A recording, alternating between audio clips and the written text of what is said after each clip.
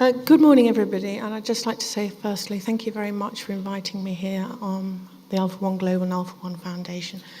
It's great to get back together again, and I'd like to thank John personally for all the years of mentoring he gave me and enabled me to set up a patient organisation and a foundation in Spain.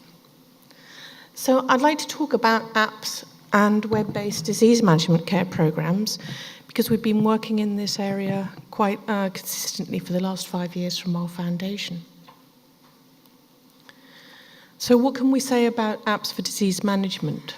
Well, we know that there are at least more than 200,000 health apps in circulation, dominated by the health and fitness-related market.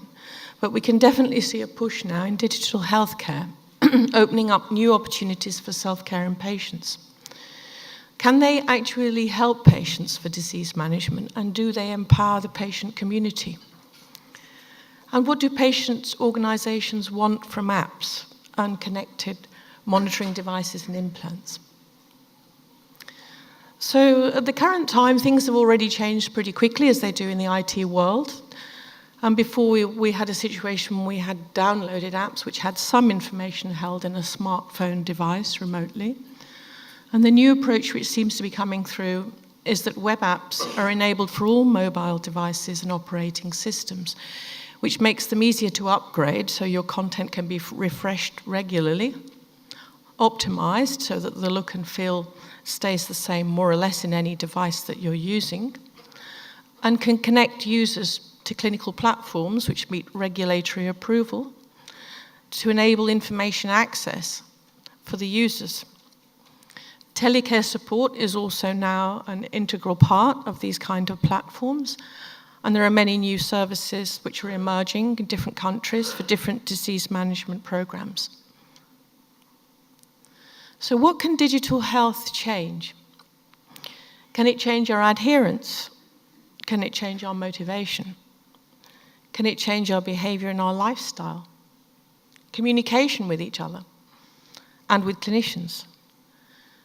And can it change our awareness of the importance of data and also our ownership of our data? And is our self-reporting valuable as a patient community?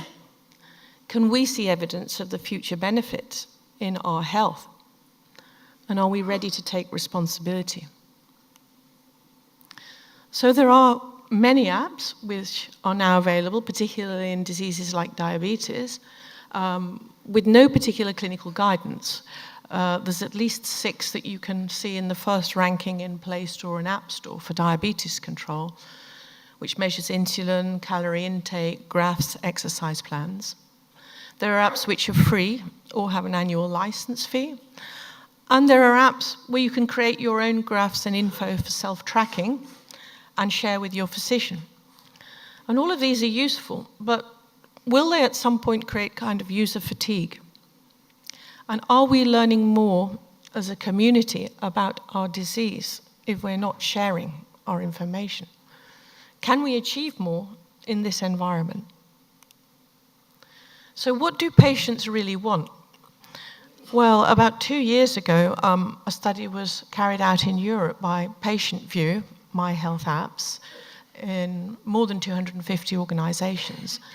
And the net feeling and results from that were that patients showed a preference for clinical validation of apps and continued engagement from healthcare professionals in some way tracking their progress and their participation. So what role can we take on as patient organizations in the digital era? From AlphaNet, which is working from the Alpha-1 Foundation, patient support programs, telephone, etc., they embarked on the Step Forward study, which is a 2-year validation project, which includes 500 alphas who've received app or iPad. And this self-care project includes daily monitoring on their activity, symptoms, wellness, nutrition, daily exercise. The patient reported outcomes are collected, and already, after talking with Sandy, who's in charge of this project, the results in self-care skills are showing great improvement in patients' understanding of how to manage their disease. From the Love Air Foundation, we've also embarked on a self-care program with a clinical intervention study. So the patient can upload their own data through an app, they can communicate with their educator, and we're collecting the clinical data in a platform and have a protocol for the maintenance of the patient. So clinical validations.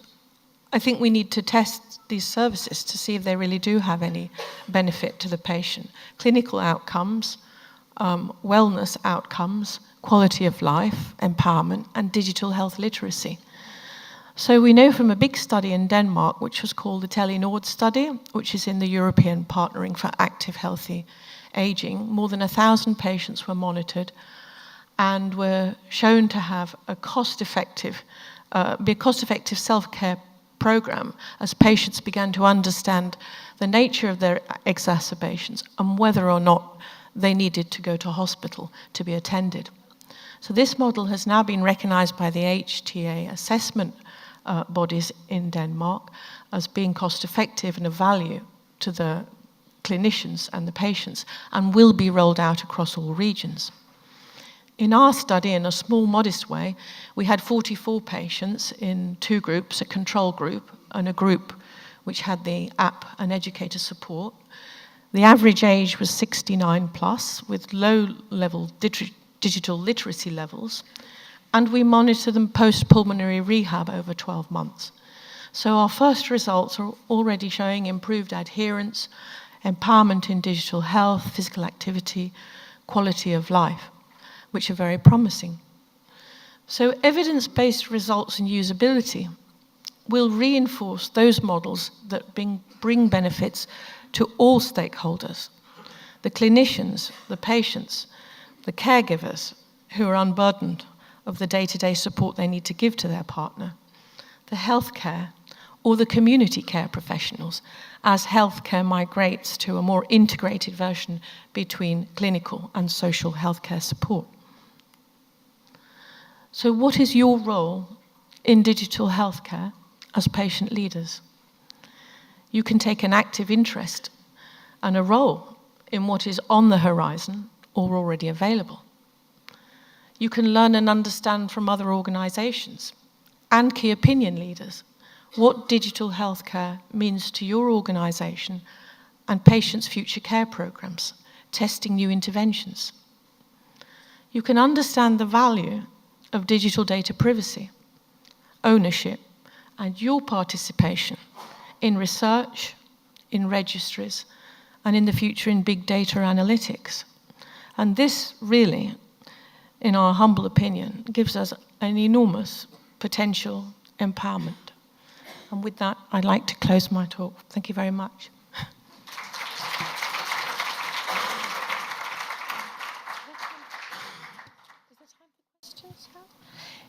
Yes, I think we could take a couple of minutes. You were so quick, so... If anybody has any comments or questions, fire ahead. Opinions? Yes, Frank. So, thank you very much, Shane, for this presentation. You know, I'm an alpha, and of course I would like to know what are the next steps with my apps on my smartphone. So what would you say we should try or have a look at concretely? What kind of program or to download and to try? Well, there's quite a few different products which are already out there, some provided by patient organizations which are taking leadership in this area. There's some from other organizations in the UK. There's a list of recommendations or potential apps or services you could try, but I think the important thing here that I'd like you to think about is what it means in the future for clinical data. You know, if you really do want to be empowered and take ownership and participate in research, if the structures that you move to are not simply remote, but are connected with physicians, your environment, your community, that's looking for new therapies, new treatment, new interventions, and needs your input to complete data forms, then digital healthcare is going to give you this. It doesn't matter where you live. They're available in all languages. The important thing is deciding on which of the structures is going to be useful. The servers must meet regulatory requirements in each of the contents, and you must be sure about that. But really, this could facilitate an enormous amount for patients, particularly in rare disease with a very dispersed population, and trying to push your case for better HTA assessment data. If you can add in your patient-reported outcomes in a meaningful way with clinician guidance, with public policy advocacy guidance, then you could really push forward the argument for everyone. Thank you. Right, thank you.